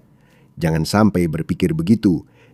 Rusia di sini bertindak berdasarkan asumsi, bukan kenyataan. Pada tahun 2022, ketika Putin melancarkan invasinya, langkah-langkah perlindungan dasar seperti itu tidak akan diperlukan. Pangkalan yang diserang Ukraina berjarak 1.000 km. Ukraina awalnya tak punya senjata sejauh itu, namun banyak yang berubah selama lebih dari 4 tahun perang. Drone jarak jauh Ukraina kini bisa menempuh perjalanan lebih jauh dan menyerang lebih dalam. Namun, Rusia masih menganggap pangkalan era Soviet mereka yang tanpa perlindungan itu aman. Jarak saja sudah cukup membuat Arsenal ke-15 tak bisa diserang Ukraina. Jarak tidak cukup, Ukraina sudah membuktikannya. Seperti biasa, Ukraina tidak hanya menyerang satu fasilitas di Rusia saat serangan malam. Gudang senjata ke-15 memang jadi sorotan utama. Namun banyak target lain juga terbakar pada 6 Juni. Depo minyak Petrogovskaya di pemukiman Leningrad, Lomonosov adalah salah satunya menurut laporan RBC Ukraina. Sebuah ledakan dan kebakaran tercatat terjadi di fasilitas tersebut saat gudang senjata ke-15 terbakar. Ukraina berhasil menghantam terminal minyak Nestor di kota yang sama, menghancurkan pusat drone Rusia di Zaporizhia dan Donetsk, gudang logistik di Luhansk, serta pos komando dan pengamatan pasukan Rusia di Belgorod. Ini adalah aksi yang mengguncang dan menggentarkan dari Ukraina, dan ada semacam keadilan puitis dalam apa yang baru saja dilakukan Ukraina terhadap Rusia. Ukraina tidak menyerang Sankt Petersburg secara acak, tapi dengan tujuan tertentu. Pada 3 Juni, Ukraina meluncurkan drone ke kampung halaman Putin jelang Forum Ekonomi Internasional Sankt Petersburg. Acara yang sering disebut Davosnya Rusia ini memberi Putin kesempatan menyambut delegasi dan pemimpin bisnis, sehingga ia bisa menciptakan ilusi bahwa Rusia bukan kekacauan ekonomi total. Ukraina melihat sebuah peluang. Mereka menandai pembukaan Davos Rusia dengan serangan drone yang menggelapkan langit Sankt Petersburg saat lokasi energi dan militer lumpuh, memastikan bahwa semua pengunjung kota hanya akan membicarakan tentang drone Ukraina yang beraksi. Pada 6 Juni, Ukraina kembali menyerang konferensi ekonomi Putin, menyebabkan kebakaran besar yang terlihat dari luar angkasa. Putin menggunakan waktu di antara serangan-serangan ini untuk mengklaim bahwa tidak ada gunanya mencoba bernegosiasi damai dengan Ukraina. Pemimpin Rusia memilih perang. Ukraina membalas dengan meracik kejutan peledak yang dilemparkan tepat ke wajah Putin. Walaupun mempermalukan Putin di panggung internasional yang ia buat di Rusia sangat berarti, 6 Juni tidak hanya tentang mengguncang Saint Petersburg dan Leningrad dengan serangan. Yang sebenarnya ditunjukkan serangan drone ini adalah bahwa Ukraina sedang membuka front baru dalam perangnya dengan Rusia. Ini adalah front yang tak pernah diduga Putin akan dibuka, dan ini akan mengubah segalanya tentang perang tersebut. Tapi sebelum kita membahas alasannya, ini adalah pengingat singkat bahwa Anda sedang menonton The Military Show. Jika Anda menikmati video ini, tekan subscribe agar Anda bisa melihat apa yang akan kami hadirkan selanjutnya. Serangan Ukraina pada 6 Juni bukan hanya terkait Saint Petersburg, tapi juga wilayah Baltik. Inilah front baru yang dibuka Ukraina. Hal ini sudah kami bahas saat menyebut gudang senjata ke-15 melayani armada Baltik Rusia. Blok Pertahanan mengungkap dukungan yang luas, mencatat gudang senjata itu berisi lebih dari sekedar peluru artileri. Fasilitas itu digunakan Rusia untuk menyimpan, memperbaiki, merawat, dan membuang sistem rudal serta torpedo armada Baltik. Apa yang kita lihat di sini bukan serangan acak, melainkan bagian dari kampanye terkoordinasi Ukraina untuk melumpuhkan Rusia di Baltik. Ingat serangan 3 Juni yang baru disebutkan. Salah satu target yang diserang Ukraina pada hari itu adalah pangkalan Angkatan Laut Kronstadt, dan mereka berhasil mengenai langsung sebuah korvet proyek 20.380 bernama Boyki yang merupakan bagian dari armada Baltik Rusia. 3 hari kemudian, Ukraina melanjutkan dengan serangan terhadap gudang amunisi yang melayani armada tersebut. Rasa malu itu hanyalah efek samping yang menyenangkan. Apa yang sebenarnya dilakukan Ukraina di sini adalah memulai kampanye yang dirancang untuk membuat Rusia tidak berdaya di wilayah Baltik. Front baru dibuka ratusan kilometer dari Ukraina di wilayah yang tak pernah diduga Putin harus dipertahankan. Dampak dari semua ini sangat besar. Drone-drone Ukraina telah mengirimkan pesan eksplosif kepada Kremlin bahwa tak ada lagi aset Rusia yang aman di Baltik. Tidak ada tempat berlindung yang aman. Ukraina kini memperluas kampanye Angkatan Laut luar biasa dari Laut Hitam hingga jauh melampaui perbatasannya. Kampanye ini tidak melibatkan kapal perang karena Ukraina tidak memilikinya atau tidak ada yang signifikan. Ukraina memakai strategi asimetris mematikan dengan drone udara, laut, dan sesekali rudal untuk membuat kekuatan Angkatan Laut Rusia tak lagi jadi faktor dalam perang yang dimulai Putin. Bagaimana tanggapan Rusia sejauh ini? Mereka hanya memasang beberapa jaring anti-drone di kapal perang armada Baltik, lalu menganggap masalah selesai. Itu hanya upaya simbolis, sebab jaring ini mungkin bisa menghentikan drone FPV kecil, tapi tidak efektif melawan drone serangan jarak jauh yang kini digunakan Ukraina ke infrastruktur Baltik Rusia. Armada Baltik kini terancam. Serangan ke pelabuhan dan korvet Rusia menambah beban perbaikan yang tak mampu ditangani Rusia. Persediaan amunisi yang terbakar habis membuat kapal perang Rusia tidak memiliki apapun yang bisa digunakan untuk menjadi ancaman di Laut Baltik. Jika benar bahwa rudal dan torpedo ikut terbakar bersama artileri di gudang senjata ke-15, maka Rusia baru saja kehilangan beberapa sistem senjata kompleks yang semakin sulit untuk digantikan karena rantai pasokan dan beban 26.655 sanksi semakin menekan. Armada Baltik merupakan aset Angkatan Laut Utama Rusia. Bukan hanya karena ancaman yang ditimbulkannya, tetapi juga karena sejarah di baliknya. Rusia telah mempertahankan kehadiran Angkatan Laut di Baltik melalui armada ini sejak tahun 1703. Puluhan kapal armada ini terdiri dari kapal perusak era Soviet hingga korvet modern. Armada ini seharusnya jadi alat unjuk kekuatan Rusia untuk mengintimidasi negara Baltik, Finlandia, Swedia, dan NATO. Namun, Ukraina mempermalukan semua itu dengan membuka front Baltik tanpa keterlibatan NATO. Armada Baltik Rusia hanya sesekali mengirim kapal untuk menembakkan rudal dan drone ke Ukraina. Namun, tindakan itu membuat kapal perang jadi sasaran, seperti yang dialami Rusia di Laut Hitam. Ukraina belum menyatakan tujuannya, meski tampaknya ingin mendekolonisasi Baltik dari pengaruh Rusia. Kebakaran besar yang tampak dari luar angkasa menunjukkan niat yang sangat kuat. Namun, Ukraina cukup cerdas untuk mengetahui bahwa kekuatan Rusia di Baltik tidak hanya berasal dari armada kapal perangnya. Rusia juga memiliki pelabuhan di Laut Baltik, dan pelabuhan-pelabuhan itu sangat penting untuk memastikan ekspor minyak Rusia dapat mengalir ke negara lain, menghasilkan miliaran dolar untuk kas perang Putin dalam prosesnya. Jadi Ukraina juga menargetkan pelabuhan-pelabuhan itu. Sepanjang bulan Maret, drone dan rudal Ukraina berulang kali menghantam pelabuhan Baltik Primorsk dan Ust-Luga.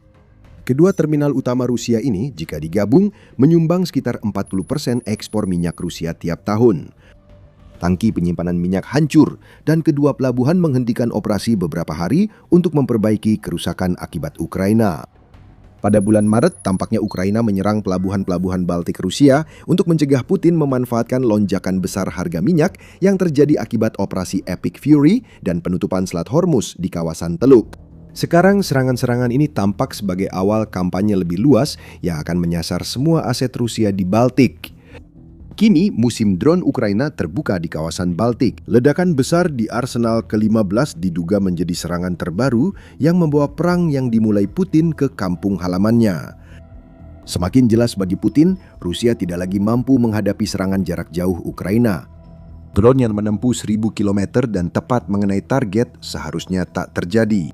Ini hasil dari Ukraina yang menghabiskan waktu, energi, dan uang untuk mengembangkan senjata yang dibutuhkan agar Rusia merasakan akibat perang yang dimulai Putin. Strategi jarak jauh Ukraina berubah. Serangan yang dulunya terisolasi, kini telah menjadi kampanye berkelanjutan di mana Ukraina menggempur seluruh kota berulang kali selama berbulan-bulan. Hal ini terjadi di Saint Petersburg dan wilayah Leningrad saat ini. Dalam beberapa bulan terakhir, Ukraina telah membakar kilang minyak, pelabuhan, dan gudang amunisi. Tujuan utama Ukraina adalah melemahkan ekonomi Rusia sambil melumpuhkan mesin perang Putin dari dalam. Itu berhasil. Serangan musim semi Rusia gagal menyebabkan Putin kehilangan lebih dari 30.000 tentara per bulan dengan sedikit keuntungan wilayah. Itu bukan kebetulan. Itu akibat langsung dari serangan yang terjadi pada 6 Juni. Dan ada dua hal yang membuat situasi yang sudah buruk ini berubah menjadi mimpi buruk bagi Putin. Rusia tak mampu menghentikan Ukraina dan masih banyak lagi yang akan terjadi. Wilayah Rusia yang luas yang selama ini jadi kekuatannya justru menjadi kelemahannya. Wilayah daratan yang luas yang menghentikan banyak pasukan darat tetap tak mampu mencegah drone dan rudal Ukraina menemukan targetnya. Sebaliknya, pertahanan udara Rusia makin kewalahan dan gagal menghentikan Ukraina. Sekali lagi, kita melihat hal itu pada 6 Juni 8. Dari 40 drone sudah lebih dari cukup untuk menghancurkan arsenal ke-15 Rusia. Meski pertahanan udara Rusia berhasil menembak sasaran, tetap tak cukup untuk menghentikan kawanan drone masuk ke wilayahnya. Presisi telah menggantikan invasi darat. Rusia tidak punya jawaban. Kita mendapat sedikit petunjuk soal masa depan dari Presiden Ukraina Volodymyr Zelensky. Pada pertengahan Mei, Zelensky mengungkapkan bahwa ia telah menyetujui seluruh rencana serangan Ukraina jauh ke dalam wilayah Rusia terhadap Rusia pada bulan Juni. Semua sudah dipikirkan dan dipersiapkan dengan sangat matang, tak ada yang kebetulan. Itulah sebab serangan Ukraina berhasil dan alasan Putin takut saat bersembunyi di bunker setiap malam. Ukraina menghancurkan aset angkatan laut vital di Sankt Petersburg dalam waktu kurang dari seminggu. Selama sebulan, serangan jarak jauh sudah direncanakan dan Rusia hanya bisa menebak target Ukraina berikutnya. Makanan sungguh luar biasa. Tidak peduli sekuat apapun sebuah tentara seharusnya, mereka tidak akan bisa berfungsi jika para prajurit tidak punya apa-apa di perut mereka. Ukraina menyadari hal itu dan baru saja melakukan tindakan cerdas untuk membuat tentara Rusia kelaparan. Ini bukan sekedar membunuh langsung atau melumpuhkan infrastruktur militer. Ukraina baru saja memberikan pukulan telak kepada Rusia yang begitu dalam hingga merobek perut mesin perang Putin. Satu hal yang tidak bisa ditinggalkan oleh sebuah tentara kini sedang terancam dan dampaknya sudah mulai dirasakan bukan hanya oleh tentara Rusia tapi juga di sebuah semenanjung yang telah diduduki secara ilegal sejak 2014. Kami mengajak Anda ke Chernihivka, Ukraina Selatan. Selama invasi Putin, Chernihivka menjadi satu dari 3 basis utama pasukan Rusia di wilayah selatan yang diduduki. Ini sangat penting. Pangkalan ini dan 2 lainnya menjadi inti militer Rusia di selatan Ukraina, sangat penting untuk memastikan pasokan bagi kaki tangan Putin. Cukup baik bagi mereka untuk melancarkan serangan sia-sia terhadap pertahanan Ukraina dan mempertahankan wilayah yang telah mereka duduki secara ilegal. Chernihivka seharusnya di luar jangkauan Ukraina dan menjadi tempat aman bagi pasukan Rusia. Tapi Ukraina baru saja membalik semua itu. Pada 1 Juni, resimen terpisah ke-422 dari pasukan sistem tak berawak Ukraina berhasil mengenai langsung truk suplai Rusia di dekat pemukiman Yelisayivka yang berada di Oblast Zaporizhia. Itu saja sudah patut dicatat. Setiap truk suplai yang dihancurkan Ukraina berarti 1 truk yang tak lagi bisa memasok makanan dan senjata ke pasukan Rusia. Yang membuat serangan ini luar biasa adalah karena terjadi 23 km dari Chernihivka. Bukan hanya karena serangan itu berjarak 23 km. Drone-drone Ukraina menempuh jarak 23 km ke tenggara Chernihivka, membuktikan bahwa mereka tidak hanya mampu mencapai pangkalan yang dianggap tak tersentuh oleh Rusia, tetapi mereka juga bisa melewatinya untuk menghancurkan truk suplai yang mungkin sedang dalam perjalanan menuju pangkalan tersebut. Tindakan Ukraina lebih dari sekedar menyerang truk di jalan utama. Menurut analis perang Ukraina Clement T. Molan, Ukraina kini menyerang truk Rusia saat tiba di posisi taktis. Molan menjelaskan pentingnya hal ini di X. Hanya beberapa kota yang tersisa untuk menampung 4 pasukan garis depan beserta logistik dan pos komando. Wilayah utama terletak di jalur kereta api dekat Chernihivka, Kamianka, dan Rozivka.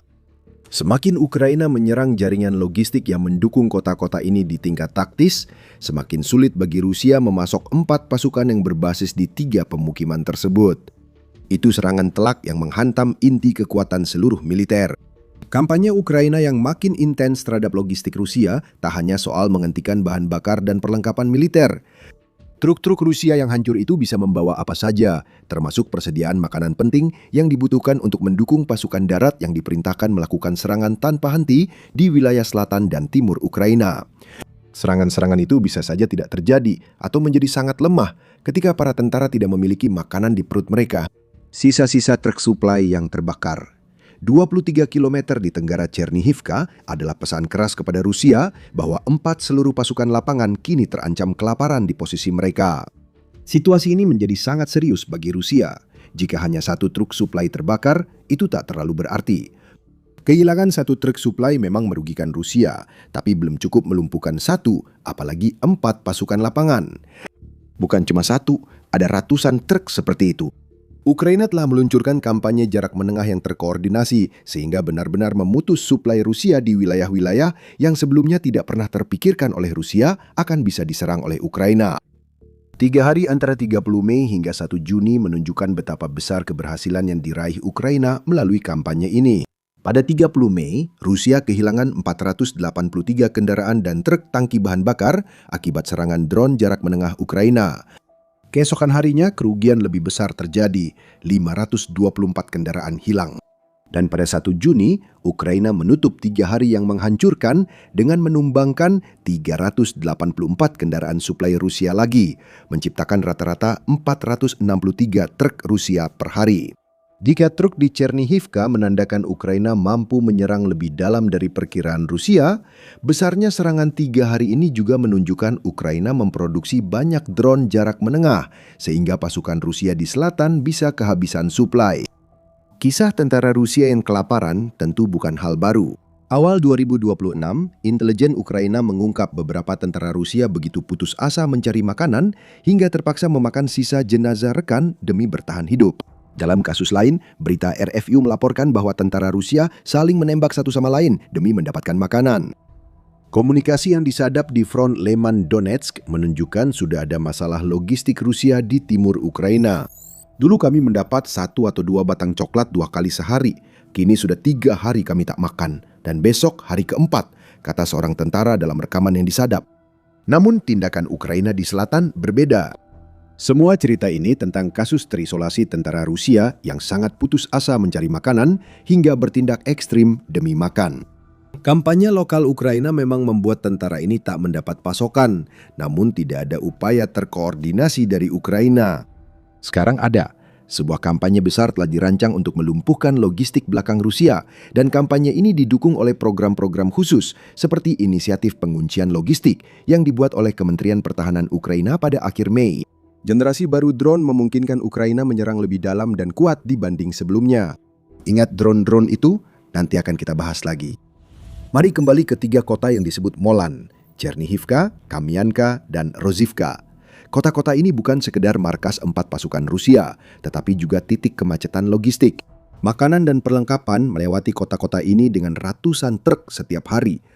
Kereta api saja tidak bisa mencapai kota-kota ini, dan mereka hanya akan menjadi target yang lebih besar bagi drone Ukraina untuk diserang. Tidak peduli rute alternatif apapun yang mungkin dicoba Rusia untuk truk-truknya, kenyataan yang tidak bisa dihindari adalah bahwa semuanya harus berkumpul di 3 kota ini untuk menjaga pasukan lapangan Rusia di selatan tetap diberi makan dan dipasok. Ini tidak bisa dihindari. Yang seharusnya tak bisa ditembus, kini diserang. Ukraina mampu memastikan titik-titik penyempitan jalur logistik ini menjadi akhir bagi pasukan Rusia di selatan. Euromaidan Press memprediksi Ukraina akan mengirim kawanan drone AI jarak menengah ke 3 permukiman tersebut. Drone-drone itu akan diprogram untuk menyerang truk apapun yang mereka lihat tepat di titik-titik di mana truk-truk itu paling dibutuhkan oleh Rusia. Kendaraan harus berkumpul di Chernihivka, Kamyanka, dan Rozhivka. Perencanaan militer Rusia membuat mereka tak punya pilihan lain. Ukraina membuktikan bisa menembus lapisan belakang Rusia. Selanjutnya, kampanye terkoordinasi dilakukan agar titik logistik ini tidak berguna bagi 4 angkatan darat Rusia di selatan. Ukraina juga memiliki drone untuk mewujudkan hal ini. Pada 30 Mei, BBC melaporkan telah memverifikasi 14 insiden dalam sepekan, di mana drone Ukraina menghancurkan kendaraan Rusia pembawa makanan, bahan bakar, dan amunisi di jalur penting penghubung Rusia ke Crimea dan wilayah Ukraina Selatan yang diduduki. Itu adalah jumlah yang sangat kecil dibandingkan dengan kenyataan yang terjadi. Tetapi yang membuat laporan ini begitu menarik adalah banyak dari insiden tersebut melibatkan penggunaan drone Hornet. Drone ini yang hanya membutuhkan biaya $5.000 untuk dibuat, membawa hulu ledak seberat 5 kg dan dapat menempuh jarak hingga 200 km, didukung oleh kecerdasan buatan. Drone ini telah dilatih dengan ribuan jam rekaman drone yang direkam oleh Ukraina. Artinya, drone ini tahu persis apa yang harus menjadi targetnya tanpa memerlukan intervensi manusia untuk melakukan serangan. Berikut jenis drone yang bisa dipakai Ukraina untuk membuat pasukan Rusia di selatan kekurangan logistik. Yang perlu dilakukan Ukraina hanyalah mengirimkan drone-drone tersebut untuk berputar-putar di sekitar 3 pemukiman yang telah kami sebutkan dalam video ini. Kecerdasan buatan akan mengurus sisanya. Hornet mendeteksi dan mengidentifikasi target berdasarkan ribuan jam rekaman untuk melatih AI drone, lalu mengunci sasaran. Drone ini memakai kecerdasan buatan sehingga tahan terhadap pengacauan sinyal Rusia yang biasanya mengganggu drone FPV dan drone berpemandu satelit yang lebih tradisional. Army Recognition menambahkan teknologi ini tidak hanya terbatas pada satu jenis drone. Sistem manajemen medan perang Prisma milik Palantir menjadi dasar dari apa yang dilakukan Hornet, dan itu adalah sistem yang kemungkinan besar bisa digunakan untuk membekali lebih banyak drone jarak menengah Ukraina dengan kemampuan penargetan AI yang mereka butuhkan untuk terus menghantam perut Rusia bertubi-tubi. Inilah yang ditakuti Putin. Ukraina aktif berusaha memutus pasokan ke 4 pasukan lapangan di selatan. Apa yang kita lihat kini baru permulaan. Ukraina terus memperkuat serangan jarak menengahnya dengan lebih banyak drone ber-AI. Gelombang serangan saat ini akan menjadi tsunami. Ratusan truk yang hancur akan jadi ribuan saat Ukraina mengikuti rencana sederhana. Hancurkan logistiknya, makanannya juga hilang. Lebih buruk lagi bagi Rusia, Ukraina bisa menargetkan lebih dari sekedar truk makanan. Hilangnya truk tangki bahan bakar akibat strategi jarak menengah Ukraina memukul logistik Rusia. Bagaimana? Apa yang dibutuhkan truk makanan untuk mengangkut muatannya? Bahan bakar. Jika bahan bakar Rusia terbakar di tempat yang sama dengan penghancuran makanan, dampaknya bisa berujung pada kelaparan berlipat. Bahan bakar yang hilang tidak bisa dipakai lagi, sehingga truk logistik pengangkut makanan ke Ukraina Selatan pun terhenti. Mereka dilumpuhkan tanpa harus diserang. Dan jika Anda masih ragu bahwa hal ini bisa terjadi, BBC menjelaskan mengapa Anda tidak seharusnya meragukannya. Perlu dicatat bahwa ada kekurangan bahan bakar yang sangat parah di Crimea, sehingga memaksa SPBU membatasi jumlah bahan bakar yang bisa dibeli pengemudi hanya 20 liter per kendaraan. Bahan bakar itu tidak cukup agar truk makanan dari Crimea bisa mencapai wilayah selatan. Setiap kali Rusia mengirim truk solar atau bensin di jalur penghubung Crimea ke Ukraina Selatan yang diduduki, itu seperti mengundang serangan drone Ukraina lagi. Ngomong-ngomong soal Crimea, wilayah yang diduduki Rusia sejak 2014 itu juga tak luput dari serangan Ukraina yang menghantam perut Rusia. Saat Ukraina memulai kampanye membuat tentara Rusia kelaparan, masalah pangan makin meluas di Crimea. Sebelum membahas lebih jauh, inilah The Military Show yang akan memberikan gambaran lengkap bukan sekadar berita utama. Berlangganan sekarang agar tidak melewatkan video tentang kondisi tentara Rusia di Ukraina. Pada 9 Juni, media United 24 merilis laporan menarik tentang kondisi pasar makanan di Crimea saat ini. Disebutkan bahwa Pusat Penanggulangan Disinformasi Ukraina mengklaim banyak toko kelontong di Crimea kehabisan barang-barang pokok, termasuk sereal, tepung, gula, pasta, dan garam. Beberapa jaringan retail sudah memberlakukan pembatasan penjualan barang kepada satu orang, yang menurut pusat tersebut justru semakin meningkatkan kepanikan di kalangan penduduk. Situasi ini terjadi karena serangan jarak menengah Ukraina menghentikan truk makanan Rusia ke semenanjung itu. Putin dan kroni di Kremlin kini harus menghadapi kekurangan makanan yang juga berdampak pada warga sipil setelah gagal memberi makan tentaranya. Itu masalah besar bagi Putin. Meski pemerintah boneka di Crimea berpura-pura tak ada apa-apa, mereka tak bisa menipu warga yang melihat rak supermarket kosong. Propaganda tidak memberi makan, dan sudah muncul kekhawatiran publik yang meningkat di Crimea soal ini. Rusia kini mulai kehilangan kemampuan mempertahankan pasokan ke semenanjung Crimea. Dan itu adalah masalah yang bahkan lebih besar daripada yang terlihat di permukaan. Kekurangan makanan ini disebabkan serangan Ukraina ke jembatan darat Crimea yang menghubungkan semenanjung itu dengan wilayah selatan Ukraina yang dikuasai Rusia. Dengan kata lain, ada hubungan dua arah yang terjadi di sini. Pasokan dari selatan tidak mencapai Crimea. Itu sudah jelas. Namun, Rusia juga memasok Crimea dari daratan utama, sering lewat jembatan Kerch. Pasokan itu dikirim lewat jalur yang sama yang diserang Ukraina menuju wilayah selatan dan seringkali ke titik penyempitan di Chernihivka, Pemyanka, dan Rozivka. Anda bisa melihat arahnya. Warga sipil di Crimea akan kekurangan makanan karena Rusia memprioritaskan pasokan ke garis depan, meski pada akhirnya upaya ini tetap gagal. Ketika Ukraina meningkatkan serangan jarak menengah, pasokan dari Crimea ke wilayah selatan terhenti.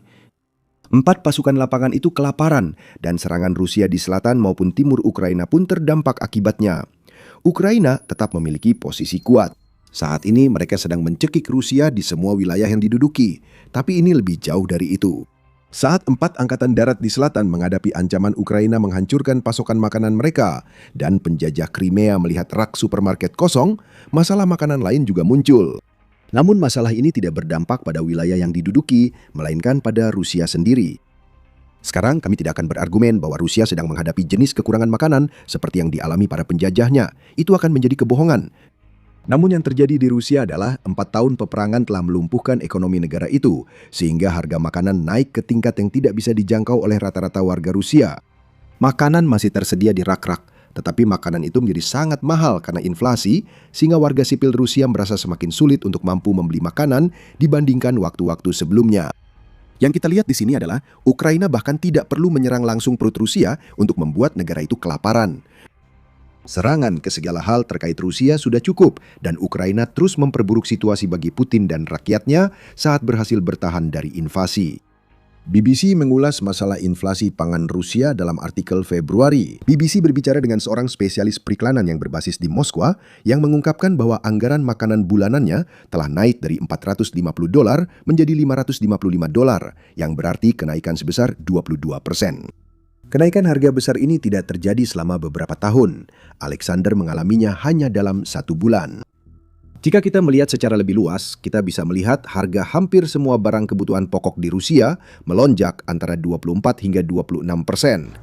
Kentang dan coklat adalah yang paling parah karena harga mereka naik sebesar 167% dan 125% masing-masing dalam 2 tahun. Tapi dimanapun Anda melihat, ceritanya sama. Harga susu di Rusia naik sebesar 59% antara tahun 2024 dan awal 2026. Kacang kaleng sekarang harganya 55% lebih mahal, keju naik 50%, dan bahkan roti tawar biasa membuat orang Rusia harus membayar 45% lebih mahal pada tahun 2026 dibandingkan tahun 2024. Inilah biaya perang Ukraina bagi Rusia yang sering tidak kita lihat. Kelaparan langsung di garis depan disertai dengan kenaikan harga makanan yang tidak berkelanjutan di daratan utama. The Moscow Times melaporkan masalah ini pada April. Mereka menyatakan permintaan makanan murah dan produk merek toko naik di seluruh Rusia karena pembeli kini tak mampu membeli barang bermerek yang dulu masih bisa mereka beli beberapa bulan lalu. Rusia tetap mengklaim pertumbuhan pendapatan real masih sehat. Badan Statistik Negara, Rosstat, memang mencatat bahwa pertumbuhan melambat pada tahun 2025 turun menjadi 7,4% dari 8,2% di tahun 2024, dan bahwa pada kuartal terakhir tahun 2025, pertumbuhan pendapatan turun menjadi 5,8%. Angka-angka ini sebenarnya cukup lumayan, jika bukan karena fakta bahwa inflasi harga makanan melampaui statistik pertumbuhan ini berkali-kali lipat, bahkan untuk barang-barang paling dasar sekalipun. Rusia tidak terancam kekurangan makanan di daratan utama. Situasi seperti di Crimea kecil kemungkinan terjadi di Moskow. Namun yang kita lihat adalah dampak ekonomi dari perang Putin mulai dirasakan oleh rakyat Rusia biasa. Ekonomi yang semakin mendekati kehancuran, paling parah sejak tahun 2022, membuat rakyat Rusia biasa semakin sulit untuk makan. Kondisi 4 angkatan darat Rusia di selatan lebih buruk. Mereka akan segera mengalaminya karena Ukraina memperluas serangan jarak menengah untuk melumpuhkan logistik tentara Rusia. Bukan drone yang menghancurkan truk 23 km tenggara Chernihivka yang jadi masalah utama. Serangan ini menjadi ancaman mematikan bagi tentara Rusia. Zona aman di wilayah pendudukan kini terancam. Ukraina telah mengidentifikasi kemacetan logistik di semua posisi militer Rusia Selatan. Sekarang tinggal menekan. Serangan drone AI dan serangan ke truk antara Crimea dan wilayah selatan yang diduduki akan terus terjadi. Segera, rak-rak kosong di Crimea akan diikuti habisnya makanan untuk 4 angkatan darat lapangan. Hasilnya, serangan ofensif menjadi goyah dan Ukraina lebih banyak peluang melakukan serangan balik serta mendorong Rusia mundur. Crimea paling jelas menunjukkan Rusia kesulitan makanan dan bahan bakar dibanding wilayah pendudukan lain. Seorang tentara berjalan hati-hati melintasi tanah terbuka. Dia mendengarnya sebelum melihatnya, suara dengungan khas dari drone musuh. Sambil menengadah, dia melihat kendaraan udara tak berawak itu menuju ke arahnya. Dia tidak tahu bahwa ini bukan sekadar drone biasa, ini adalah robot pembunuh canggih. Dengan otak canggih yang memungkinkannya fokus penuh pada wajah prajurit. Dia menembakkan beberapa peluru dari senapannya ke arah UAV, tapi semuanya sia-sia. Nasibnya sudah ditentukan. Dalam beberapa detik, drone itu membunuh dengan menembakkan proyektil berkecepatan tinggi langsung ke kepala prajurit yang tewas sebelum tubuhnya jatuh. Ini terdengar seperti adegan film horor fiksi ilmiah, namun inilah realitas keras yang dihadapi tentara Rusia di garis depan Ukraina. Mereka mengira ini adalah konflik konvensional. Mereka mengharapkan tentara Ukraina biasa yang berdiri menghadang, berani dan disiplin, tapi tetap saja terbuat dari daging dan tulang. Sebaliknya, pasukan Kremlin kini lebih sering menghadapi lawan berbahan baja, aluminium, dan polimer serat karbon yang mampu menewaskan mereka seketika. Mesin pembunuh mematikan yang tak butuh makan, tidur, dan tak pernah berhenti memburu setiap tentara musuh dalam bidikan mereka. Perkembangan baru ini menimbulkan ketakutan dan kepanikan nyata di hati dan pikiran pasukan Kremlin. Bahkan blogger militer mereka yang paling tangguh, 2 mayor di Telegram misalnya, yang merupakan akun blogger Z Rusia yang sudah lama berjalan dan cukup dikenal, baru-baru ini menulis, ketika perang berubah menjadi ekosistem mesin, manusia makin tidak lagi jadi peserta, melainkan objek pengenalan. Segalanya bergerak menuju kenyataan bahwa manusia akan menjadi objek perburuan bagi beberapa AI, sementara AI lain akan berusaha melindungi mereka dari para pemburu. Ini tanggapan atas video viral pertengahan Mei yang cepat menyebar di media sosial menunjukkan tentara Rusia tergampar dibunuh brutal oleh drone pembunuh berpelacakan wajah. Sementara pasukan Ukraina belum secara resmi mengungkapkan detail tentang spesifikasi teknis atau kapasitas pasti dari drone tertentu ini, para ahli dan analis telah sibuk menganalisis rekaman tersebut dan membandingkannya dengan informasi sumber terbuka untuk mengisi kekosongan. Berikut adalah temuan mereka. Biasanya, drone First Person View atau FPV dilengkapi dengan hulu ledak berbentuk khusus yang mampu menembus lapisan baja. Biasanya mereka memakai granat berpeluncur roket atau RPG yang dimodifikasi atau hulu ledak fragmentasi yang meledak saat benturan dan menyebabkan kerusakan besar di sekitarnya. Drone serang ini telah berkali-kali digunakan Ukraina terhadap berbagai target, dari pasukan garis depan Rusia hingga kendaraan tempur dan infrastruktur musuh. Namun, drone dalam video viral itu cukup berbeda. Drone itu tidak menabrak atau jatuh di samping prajurit sebelum meledak. Sebaliknya, drone itu tampak memposisikan diri pada jarak tertentu, dengan para ahli memperkirakan jaraknya sekitar 20 meter atau 65 kaki dari korbannya saat meledakkan proyektilnya. Video itu menampilkan jejak asap dari drone yang meledak hingga ke prajurit yang menjadi titik tumbukan. Para ahli yang jeli dengan cepat menyadari bahwa ini kemungkinan besar adalah penetrator berbentuk ledakan atau EFP. Muatan konvensional memakai pelapis logam kerucut yang runtuh saat ledakan, membentuk semburan tipis dan memanjang, sebagian meleleh, mampu menembus lapisan baja tebal, serta menciptakan lubang sempit dan dalam di target. Namun EFP menggunakan pelapis berbentuk piringan yang lebih berat yang membentuk proyektil padat dan rapat pada saat ledakan, hampir seperti peluru aerodinamis berkecepatan tinggi. Ini bukan hanya soal fungsi, tapi juga kemampuan. Misalnya, EFP cenderung jauh lebih efektif pada jarak jauh, tetapi tidak terlalu efektif dalam menembus lapisan baja. Muatan konvensional memiliki daya tembus yang lebih baik, tetapi harus diledakkan tepat di samping target mereka untuk memaksimalkan kerusakan yang ditimbulkan. Karena alasan ini, muatan konvensional sering dipakai sebagai senjata anti-tank serangan langsung untuk menembus tank dan kendaraan tempur infanteri. EFP umumnya dipakai untuk menyerang target lunak atau ditembakkan dari atas ke kendaraan musuh agar mengenai bagian atas yang lebih lemah dan tipis.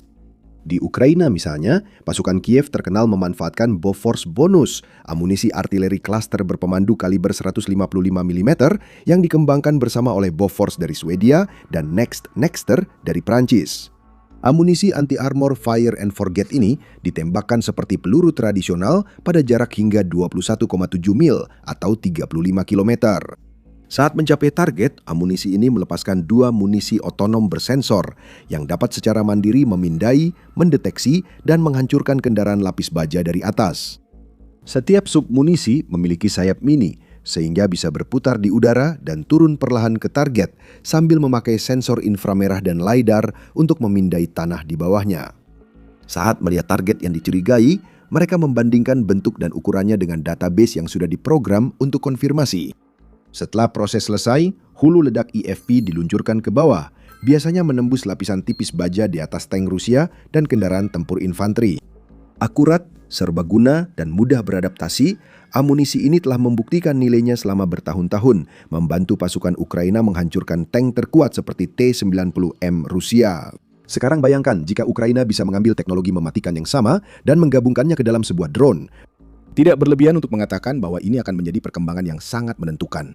Kedua pihak menanggapi meningkatnya peperangan drone dengan berinvestasi pada langkah anti-drone seperti jaring, sangkar kawat, dan perlindungan lainnya. Kita telah melihat Rusia mengerahkan tank improvisasi jenis Landak dan kura-kura dengan banyak paku dilas pada sasisnya. Perusahaan pertahanan Ukraina mengembangkan sangkar lapis baja tambahan untuk tank, kendaraan tempur, dan APC. Pertahanan ini dirancang untuk mengurangi risiko serangan drone. Mereka hanya fokus pada ancaman dari bahan peledak konvensional atau drone kamikaze yang harus menabrak target untuk merusak atau menghancurkan. Idenya sederhana. Jika drone meledak lebih jauh dari rangka utama kendaraan, dampaknya tidak akan terlalu efektif. Namun, jika Anda mengirim drone dengan EFP, situasinya akan berubah total. Karena drone-drone ini tidak perlu mendekat untuk menghancurkan targetnya, mereka bisa melayang di atas target puluhan kaki jauhnya, jauh dari sangkar dan paku sebelum menembus pertahanannya. Jika Ukraina dapat memproduksi dan mengerahkan drone ini secara massal, mereka bisa meniadakan sebagian besar pertahanan drone Rusia, sehingga kerugian tank dan aset Kremlin bisa semakin besar, selain ribuan kendaraan yang sudah hancur. Namun, ada beberapa kelemahan juga. Yang paling menonjol, jenis hulu ledak seperti ini biasanya menuntut tingkat keterampilan operator yang lebih tinggi untuk mengoperasikannya. Dengan drone konvensional, operator bisa langsung fokus mencari target mereka dan menabrakkan drone langsung ke target tersebut. Mereka kadang harus membidik titik lemah pada tank, kendaraan, atau piringan satelit pertahanan udara musuh yang rumit.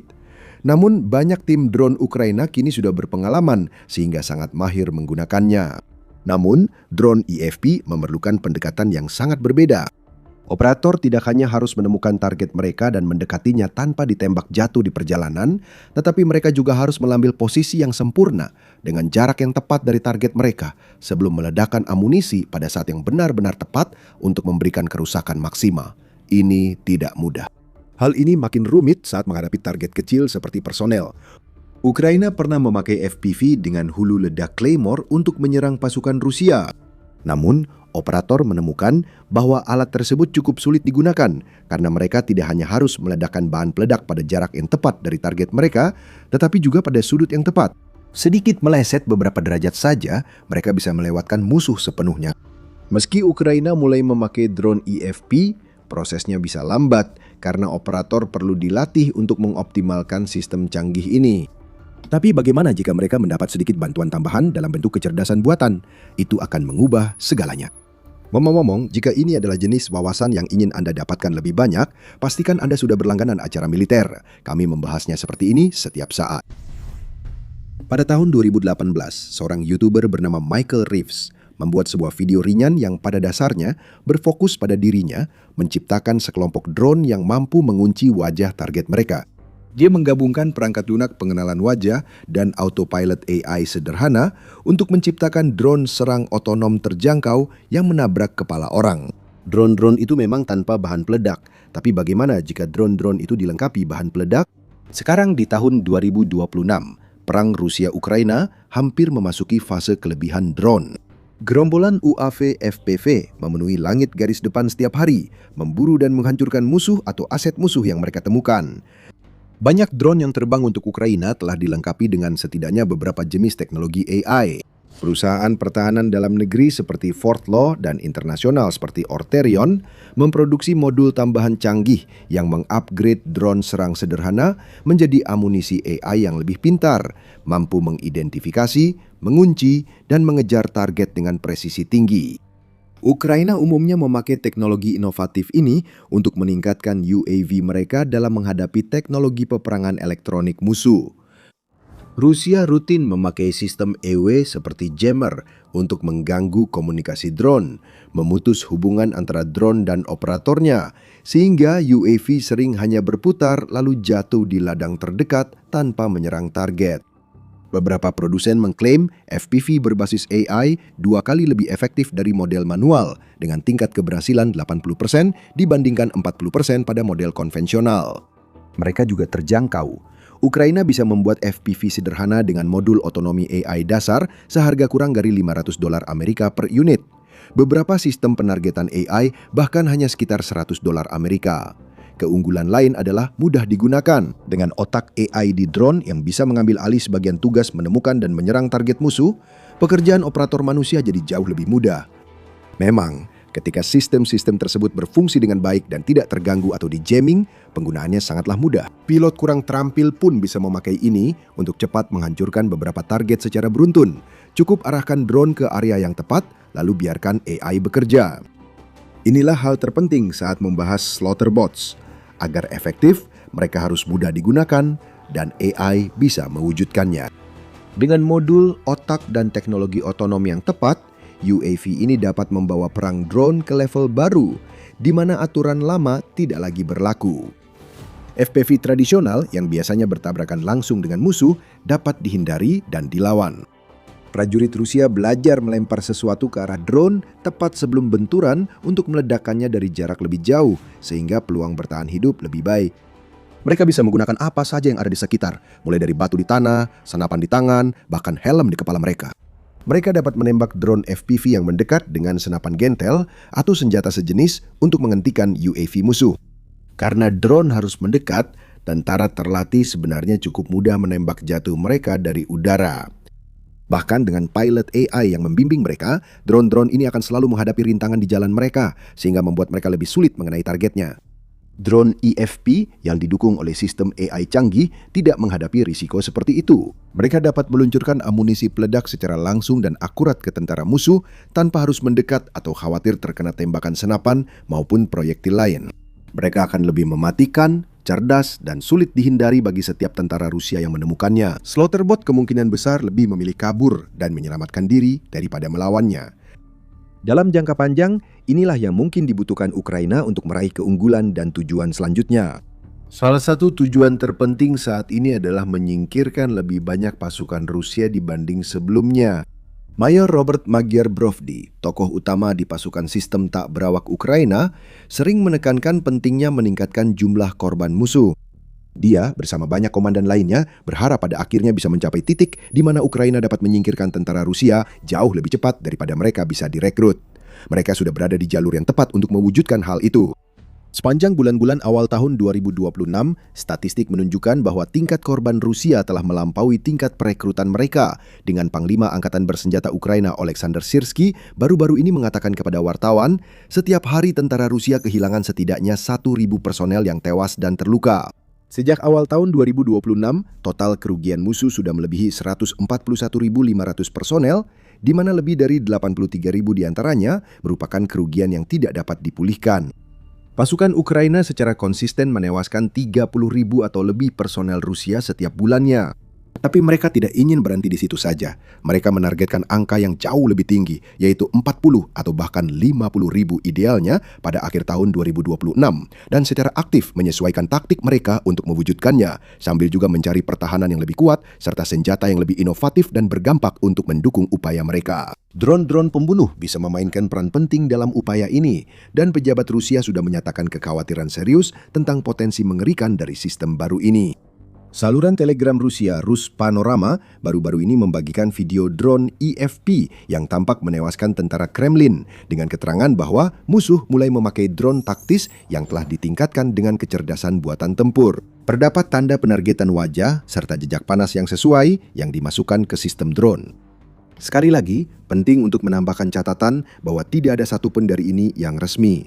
Ukraina belum mengkonfirmasi apapun, baik membenarkan maupun menyangkal. Pasukan pertahanannya belum mengeluarkan pernyataan jelas untuk menjelaskan apa yang bisa dan tidak bisa dilakukan drone-drone ini, atau apakah drone-drone tersebut sedang diproduksi secara massal.